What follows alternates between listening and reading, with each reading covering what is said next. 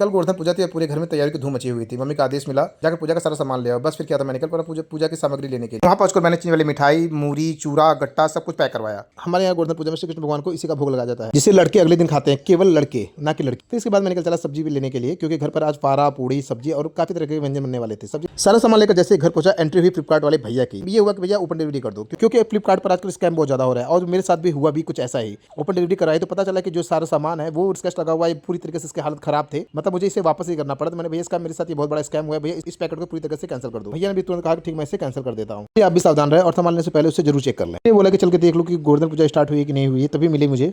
क्या हूँ मैं? यूट्यूबर। ऊपर देख के बताना क्या हूँ मैं? यूट्यूबर। यूट्यूबर? कौन है यूट्यूबर? मैं यूट्यूबर हूँ।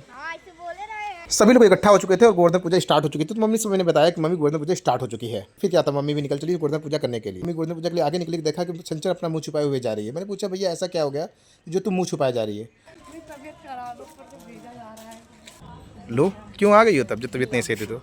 मम्मी भेजी। मैंने उससे कहा चल बहन कोई नहीं। हमारे यहाँ गोवर्धन पूजा के दिन बहनें अपने भाइयों के लिए व्रत रखती हैं, उनकी लंबी उम्र और शुभकामना के लिए। भोग में लाए गट्टा, मिठाई और ढेर सारा स्नेह चढ़ाया गया। चारों ओर भक्ति भाव का माहौल था। हमारे यहाँ गोबर से गोवर्धन पर्वत बनाया जाता है, जिस पर श्री कृष्ण की पूजा होती है। मान्यता यह है कि इस दिन भगवान श्री कृष्ण ने गोवर्धन पर्वत को अपनी उंगली पर उठाकर ब्रजवासियों की रक्षा की थी। और इस शुभ दिन की खास बात यह थी कि आज मेरे पोते उत्कर्ष सिंह का जन्मदिन भी था, जो दिल्ली से आया था। शाम को बड़े भैया पंकज के साथ मिलकर हमने उसका जन्मदिन मनाया।